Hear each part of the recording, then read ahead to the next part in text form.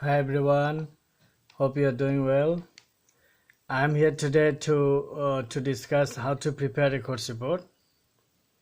A course report is in fact the report of course learning outcomes and other activities that were already planned, prescribed and described in the course specifications. As you know, in each semester we have to prepare one course report. And in one academic session we have to prepare two course reports. That's why it's very important for all of the faculty members to familiarize themselves with the different aspects of a course report. In a course report there are 7 different parts. It's also advisable to provide course specifications to all the faculty members so that they can follow accordingly and write a course report at the end of the semester, which will also help campus coordinator to prepare a good comprehensive course report. Now let's have a look at the flow chart of a course report. How a course report is prepared from the beginning stage to the final version. As you can see here, in the very beginning, single course report is prepared by an individual instructor. Then integrated or comprehensive one is done by campus coordinator. Then the cumulative course report is prepared by course coordinator. So we get to see here and that each and every faculty member contributes to making a course report. And at first each faculty member makes a course report, then submits it to the course coordinator or campus coordinator, whatever campus coordinator, college coordinator, whatever you call it. Then the college coordinator compiles all the information and data collected from all the teachers for his college, and he or she makes a comprehensive report. So here one thing is to be noted: don't confuse between integrated and cumulative. Cumulative one is just total data and information of all the campuses and colleges in one for one course. On the other hand, integrated or comprehensive course report is prepared by the campus coordinator for the groups in his or her college. So once a campus coordinator submits the comprehensive course report, and the course coordinator then makes a cumulative course report. So now before you prepare a course report, you have to have these documents ready handy. As you can see here, the updated course specification for the semester, then students result, then a learning outcomes evaluation, then a student evaluation of the course. Now while you prepare, look at the checklist and different rubrics. For example, in number 1, contact hours and credit hours per semester must be exactly the same as we have seen in the course specifications. Then topics not covered, enter any topic that are not covered or write not applicable. Then in number 3, in part C, comment on student results part, add your comments on the student results and give a reasonable factor that affected the results. Now in part C3, recommendations, add any recommendations to improve the learning outcomes.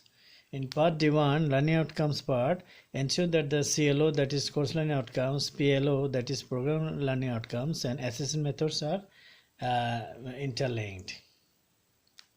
And in E3, course quality evaluation part, recommendations part, add any general recommendations based on that specific section. And part F, difficulties and challenges, add any difficulties or leave it none. Then part G1 and G2, course improvement plan. Fill these rubrics properly with recommended actions. So, write none or not applicable while suitable instead of leaving any column blank. Now after you prepare, just make sure of the following information and data.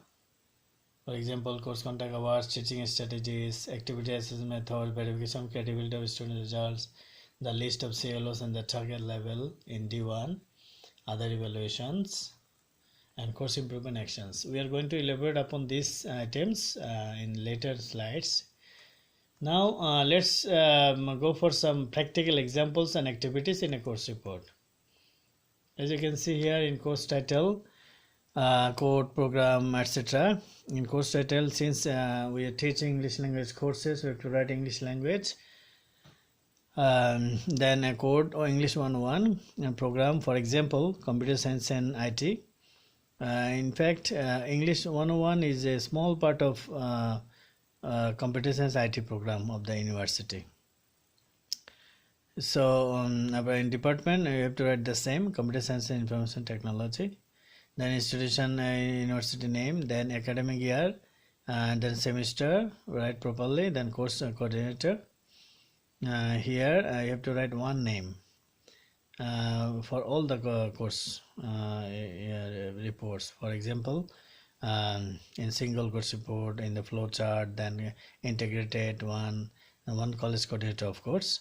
Then even in cumulative course report, you don't have to write the names of all the coordinators of different colleges for a particular course. Just the last one, someone who we call course coordinator, and he or she will be writing his or her name only.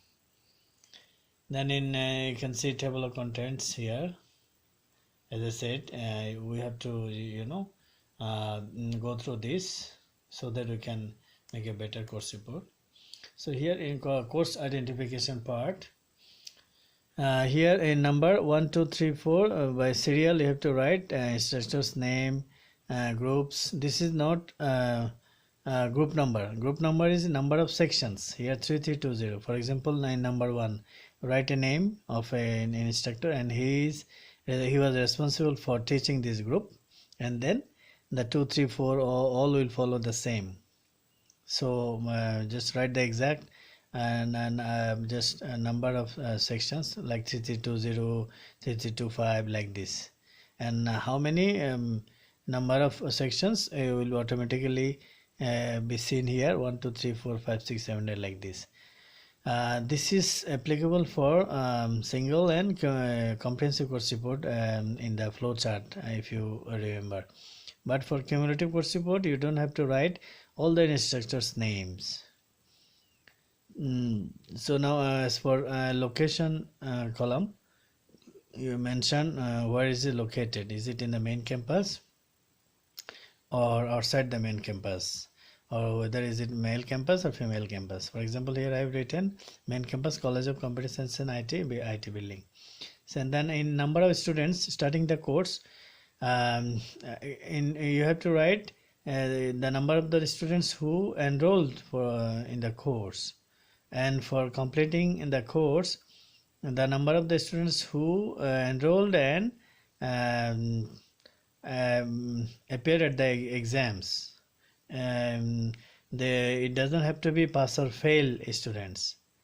This is because these students enrolled and have undergone the process of learning till the end of the exam. That means attended the exam as well. So now in course delivery part, course contact hours. See, in a planned contact hours, just follow course specifications. And for actual number of contact hours, you have to put down how many contact hours you have implemented in the semester. That means the actual numbers. Then in topics not covered, just I said before, if you have not covered any topic, write the reason, and what are the compensating actions you might have taken to compensate that uncovered topics. Now in teaching studies part, just copy from the course specifications, because these were approved and these were planned teaching strategies. It's already mentioned here.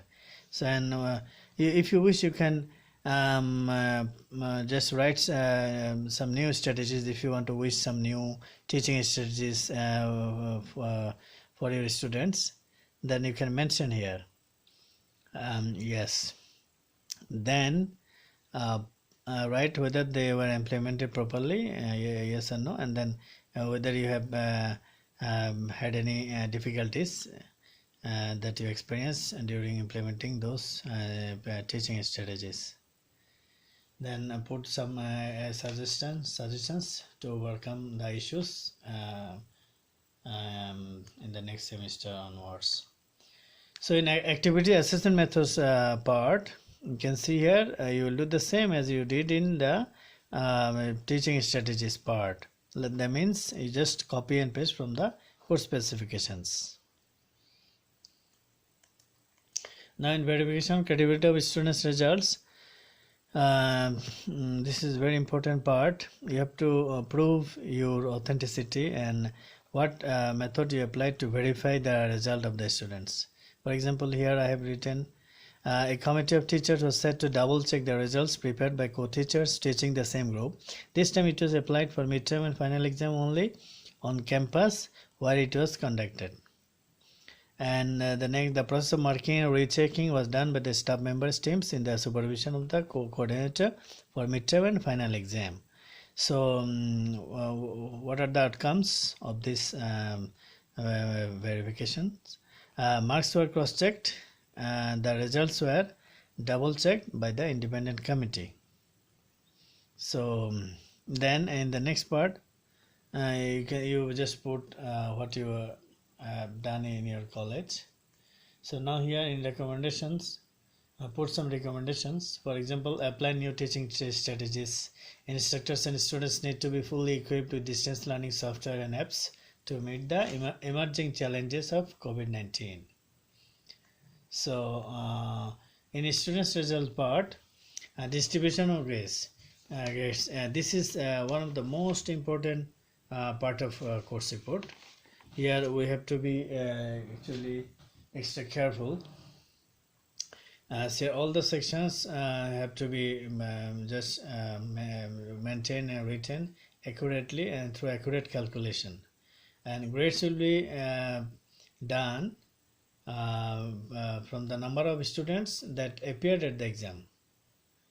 So don't include students who didn't attend the final exam. This is a very important note. And then students completing the course and the grades should be similar.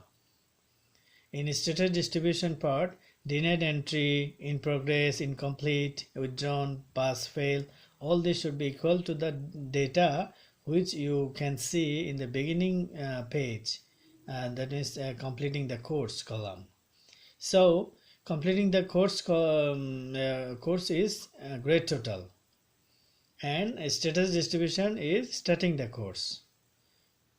Remember, then pass or fail percentage should be based on the students appeared at the exam, and denied entry, incomplete, in progress, withdrawn are based on students starting the course. Finally, percentage has to be given for all grades. So put some comments here on students' results. For example, normal success and failure rate, normal withdrawn rate, inflated results in online exams.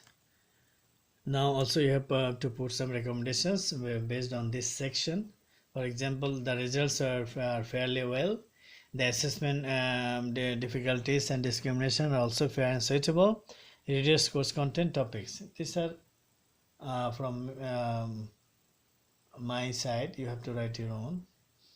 So in course learning outcomes, this is little details, but we are going to make it as short as possible.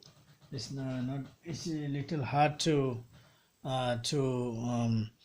understand, but actually, if you just um, have a look and compare between the course specs and the course report in this part, you will have just idea already in hand. Then the one more thing you have to know that uh, PLOs and CLOs. What are CLOs and PLOs? CLOs, as you know, course learning outcomes, and PLOs are program learning outcomes. And PLOs are determined by college itself, and these are fixed, cannot be changed. So, and then now in this part you have to know the domains. There are three domains of CLOs. So like knowledge and understanding, then skills and values. In Just to give you a brief overview of these domains, according to National Qualifications Framework in 2009, there are 5 domains: domains of knowledge, cognitive skills, interpersonal skills and responsibility, then communication and information information technology skills, then psychomotor skills. However, according to National Qualification Framework in 2018, there are 3 domains: knowledge, skills and competence. Now the value domains, as you can see in the last part, as you will be seeing in the last part, and the values domains, competence domains, earlier competence has been replaced by values. That's it. So it has been done in 2020.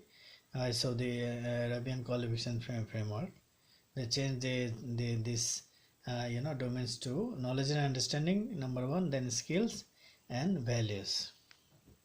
So here how to fill these columns.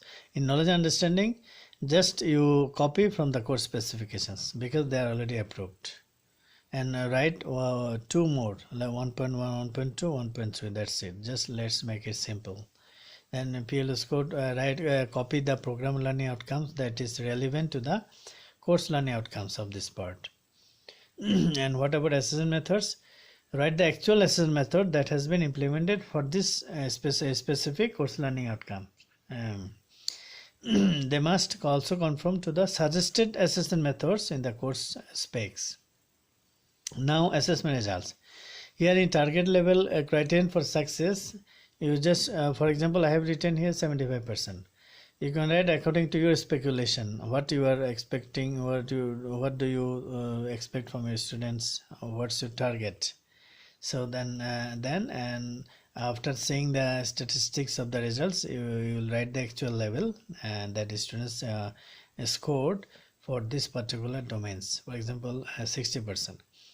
Or write achieved if it is equal or above than the target level.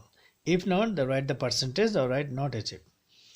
And comment on student results in column, write no action needed if the actual level is above the benchmark. In the case the result on this part of course learning outcomes is below the target level, write here unsatisfactory or improving or satisfactory, or write a reasonable factor for not achieving the target level. For example, students did not exhibit good vocabulary skills. They can be encouraged to learn and use new words more. So similarly, you will just do the skills part. Just follow the same formula. So no need to repeat it. Here in values part, the same formula will be followed. Just only one thing to be noted. In values part, you have to highlight 3 points. Number 1, professional ethics, then continuous self-learning, then teamwork ability. For example, Develop a team attitude as a responsible member of the team to aid peer editing and correction. Now 3.2, acquire the required language skills, knowledge, and attitudes to become independent lifelong learners. And 3.3, exhibit professional ethics and code of conduct and ethical values. So just put three for items for all the domains, for all three domains: knowledge, understanding, skills, and values. And for other columns, just follow the same as we did in the knowledge and skills part. Here write recommendations. For example, students face difficulty in coping with the mixed ability group. It is recommended to conduct assessment during admission and place them according to their suitable groups. Write more recommendation if you wish for online classes. So now here in course quality evaluation, it has two parts. One is done collected from students, and the other is from instructors. Student evaluation part, write the date of survey, number of participants, percentage of participation. So what is the percentage of participation? Just total number of students and number of students participated divided by number of students participated, then you get the percentage. So now this is actually for formal survey, formal evaluation. So if you have received from the administration, otherwise you write informal feedback that you have received from time to time during the semester from students. So here there are three parts: strengths, areas for improvement, suggestions for improvement. So for example, strengths, write the highest score items. For example, the course texts are up to date, instructors tutor well during office hours. So what about the coordinator's response? Students' response towards the new course text is very positive. Like this, you follow others, write your own examples, and write the weak point here in areas of improvement, and write suggestions for improvement. For example, using latest technology more and more in the classroom. So now here in other evaluations, the same will follow. Just follow the same formula. So here in this section, recommendation, write some recommendations of your own. For example, internet facilities should be made available in all the classrooms across the campuses. So now in the last part, no, this is not last part. G is the last part. Here in difficulties and challenges, here if you have any issues, if you have had any issues with the administration, then related administration, then learning resources, then facilities, they mention. Otherwise write none. That's it. Then here in course improvement plan, it has two parts again. Course quality evaluation, here the G has also two parts. One is course improvement actions, and the other is action plan for next semester. So here for course improvement actions, just read, please read the previous semester course report and find the action plan and see what is done. This should be at the beginning of the semester.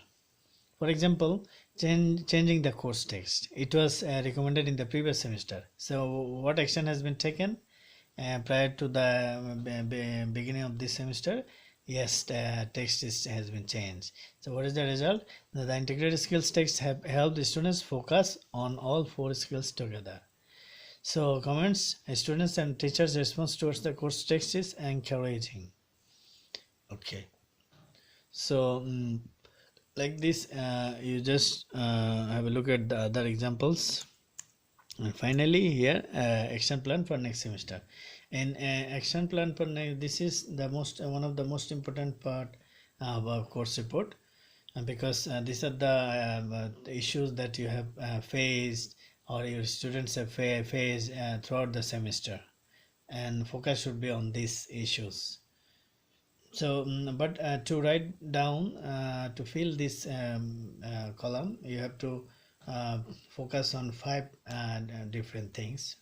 For example, number 1, teaching and learning, number 2, students, number 3, teaching staff, number 4, learning resources and facilities. And number 5, priorities for improvement. What priority you are focusing on? What priority you are just giving to different issues? So put the prioritized criteria first. So like this, for example, internet, smartboard facilities, more online teaching and learning training programs needed for instructors as well as students, extracurricular activities should be reinforced. So how to be done, who are responsible for implementing these recommendations? So as you can see, university admin, coordinator and faculty members, and time, start and end, beginning of the semester, and throughout the semester, and whether support is needed or not. So this is all about action plan. And just before I conclude, 2 points I want to highlight. Number 1, please don't leave any column blank. Instead you write none or not applicable. It is to ensure that you have seen all the you have seen and understand, and you have given importance to all the columns. That is just to confirm. And this is one thing. And the other thing is that just have a thorough look at all the items you have written, especially on the grade analysis and recommendations part. And there are 4 recommendations part, like for B, C, D, E. In this part, these parts are often ignored. Recommendations are not written. So now just to remind you of the importance of writing recommendations based on that specific section, and that's all. So thank you very much for your patience and kind attention. All the very best.